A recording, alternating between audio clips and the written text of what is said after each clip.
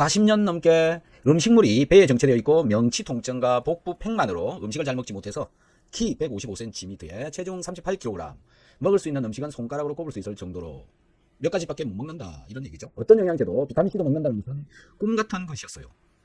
박사님 여러 영상을 보고 처음엔 하나를 소금물과 함께 먹기 시작하면서 며칠마다 양을 조금씩 늘리면서 지금은 하루 6,000을 복용하고 비오유키소와 MSM, 밀크 시슬까지 복용해도 괜찮고 소화도 잘 됩니다. 신기하고 많이 감사합니다. 이렇게 글을 써주셨는데 이분에 대해서 오늘 좀 알아보도록 하겠습니다. 40년을 넘게 이런 어려움을 가질 수밖에 없었던 이유가 무엇일까 한번 우리가 생각을 해보아야 될 것 같은데요. 키는 155, 체중은 38인데 이 키 155에 38밖에 못 올라가는 이유가 뭘까요? 라는 거죠. 그 다음에 이분은 40년 동안이나 음식이 배에 정체되어 있는 듯하다, 이렇게 얘기를 적고 있거든요. 왜 그럴까요? 그리고 명치 통증, 명치에는 통증이 왜 올까요? 가만히 있는데. 자, 우선 이분의 몸은 거의 이 수준보다도 더 안 좋은 수준이라고 봅니다. 그래서 BMI를 한번 살펴보면은요, 정상적인 분들이 요렇습니다. 18.5에서 24.9 사이, 이런 사람의 모양을 하고 있는 게 정상적인 BMI 수치입니다.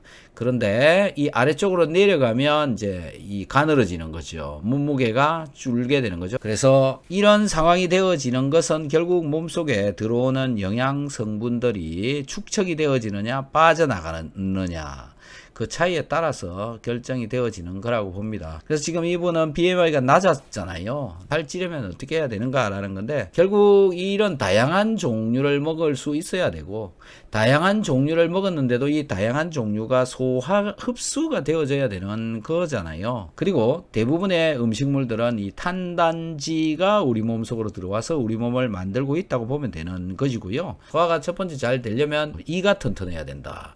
잘 씹어서 먹어야 된다. 씹어 먹기가 힘들면 믹스로 갈아서 드세요. 골고루 잘 갈아서 드시면 굉장히 도움이 많이 될 건데요. 씹게 되면 침이 분비가 되어지는데 침 속에 아밀라제라고 하는 소화 효소제가 들어 있습니다. 이 소화 효소제가 여러분들이 섭취를 한 탄수화물을 분해를 하는 역할을 하는 거죠.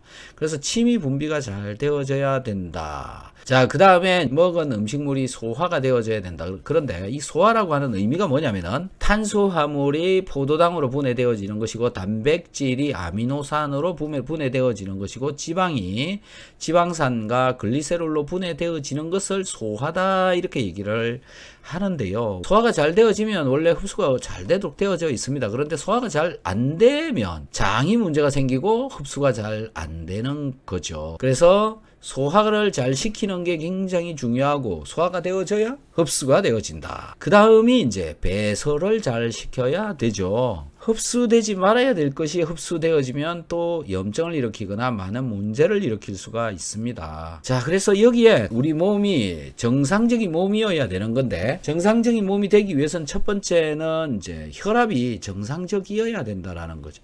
정상적인 혈압을 가지고 있어야 소화 흡수가 잘 되어진다. 정상적인 혈압은 얼마냐? 80에서 120 정도의 혈압을 나타내고 있을 때다. 그 다음에 또 하나가, 이건 체온입니다. 체온. 체온이 36.5도 이상 정도는 되어져야 된다. 그래서 체온이 낮으면 소화가 잘 될까? 소화 안 되시는 분들은 그래서 체온을 높이는 게 중요하죠. 하는 방법이 뭐냐? 반신욕을 하는 겁니다. 반신욕. 반신욕을 하는 것 말고 또 다른 거는 운동을 하는 건데요. 지금 힘이 없어서 다들 운동을 하기가 힘드신 겁니다. 그래서 제가 자꾸 반신욕 하라는 얘기를 하는 겁니다. 소화 안 되시거든 반신욕을 해라. 반신욕을 하면 혈액순환이 됩니다. 위장이 움직입니다. 그걸 먼저 해야 되는 거죠. 그 다음에 소변의 염 농도를 맞추어 줘야 됩니다. 소변의 염 농도가 0.9% 이상 나오지 않으면 소화가 잘 되지 않습니다. 음식이 분해가 되어지지 않습니다. 이유는 위산이 제대로 만들어지지 않기 때문에 그렇습니다. 소화가 잘 되는 몸을 만드는 것은 정말 중요한 것 같습니다. 자, 그럼 왜 이렇게 되어졌을까라는 건데요. 내위에 염증을 가지게 되는 원인은 미생물에 감염이 된다든지 또는 식중독이 일어난다든지 약물 때문에도 위장에 문제가 많이 생기죠. 그 다음에 흡연, 음주 이런 것들이 이제 일반적으로 우리가 위염이 생기는 거로 이렇게 되어져 있는데요. 사실상 여러분들한테서 위염이 생기는 첫 번째 이유는 뭐냐면은 과식입니다. 과식. 너무 많이 먹는다라는 거죠. 너무 많이 먹게 되면 위산이 부족해집니다. 위산이 부족해지면 음식물이 위벽에 오랫동안 머물게 됩니다. 그래서 얹힌다, 체한다 이런 이야기를 하게 되는데요. 위에 염증이 생겨서 위산 부족 현상을 일으킨다. 또는 과식을 했기 때문에 위산이 부족하다. 그리고 또 위산이 부족해지는 이유 중에 한 개는 영양실조다. 많은 사람들은 영양실조로 인해서 위장병이 걸립니다. 영양실조 중에 어떤 영양이 부족하냐? 소금입니다. 소금 속에 들어있는 염소 성분은 위산을 만드는 원료가 되는데 소금을 제대로 먹지 않으면 위산을 제대로 만들어내지 못하고 위산이 충분하지 않으면 음식을 녹이기가 어렵고 음식이 녹지 않으면 위장에 남게 되고 위장에 남게 되면 얹혀가지고 그 남은 음식물이 위장에 염증을 일으키게 되어진다. 이런 과정들을 거쳐가면서 점점 위장에 문제가 생기게 되는 것이고 결국 영양실조가 되어지고 위산이 부족한 상태가 되어지면 더 이상 무엇을 해도 해결이 되어지지 않는다. 위산은 바로 염산이다. 염산은 HCl로 만들어져 있고 이 Cl이라고 하는 성분이 소금으로부터 공급이 되어진다. 그 다음에 위산은 수소하고 염소로 만들어져 있고 수소를 양성자, 플루톤이라고 얘기를 하는데 지구상에 있는 일반적인 물질들 중에서 가장 반응성이 높은 물질이 바로 이 양성자입니다. 얘가 많이 있어야 고기도 녹여버릴 수가 있다. 염산, 고기를 녹이는 수준의 강력하고 독한 물질입니다. 우리 위장에서는 이 염산이 들어있어도 존재해도 위산이 여기서 나와도 우리 위장은 미우신으로 만들어져 있어서 버틸 수가 있습니다. 그리고요, 위장이 튼튼하면 위산이 아무리 많이 나와도 별 문제가 없습니다. 튼튼합니다. 그리고 들어온 음식물들을 녹입니다. 그런데 소금이 부족하면 이것을 만들기가 어렵습니다. 자, 그리고 이분은 명치 통증, 복부 팽만 이런 게 일어난다라고 이야기를 하고 있습니다.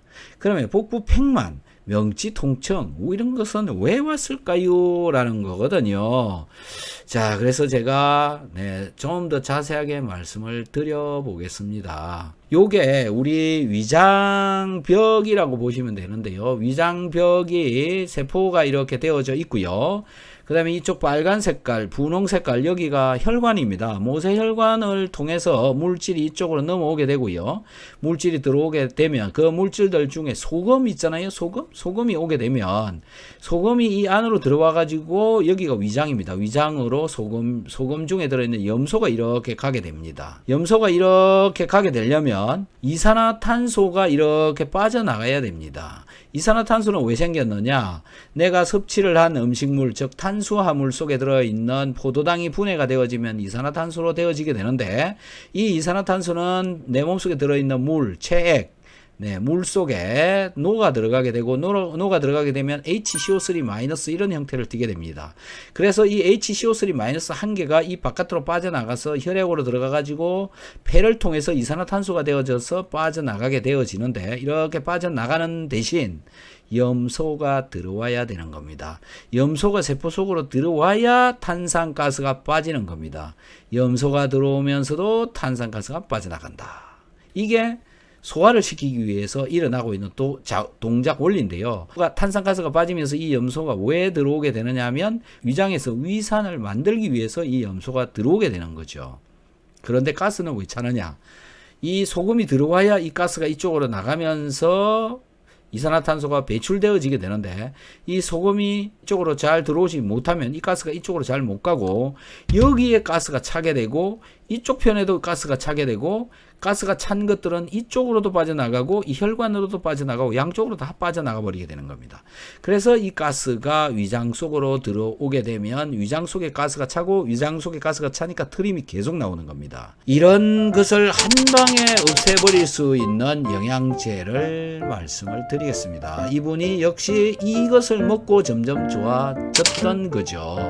비타민C를 조금씩 먹었다. 500mg, 1000mg 이런 식으로 조금씩 넣어서 먹었다. 그 다음에 소금을 드셨다. 결국 비타민C와 소금을 같이 먹게 되면 소화장애를 한 방에 날려버릴 수가 있는데 단백질을 섭취하기가 어려우신 분들이 아마 있을 겁니다. 이러신 분들은 비타민C와 소금을 같이 먹으면서 이 옆에 있는 소화효소제를 같이 한 개씩 같이 먹어주면 음식을 얘네들이 녹여버립니다. 어쨌든 위장 속이 쓰리시고 계신 분들은 빨리 죽을 드시고요. 이 비타민C와 소금을 조금씩 드셔보시고요. 그 다음에 소화효소제를 같이 드셔주시는 게 좋습니다.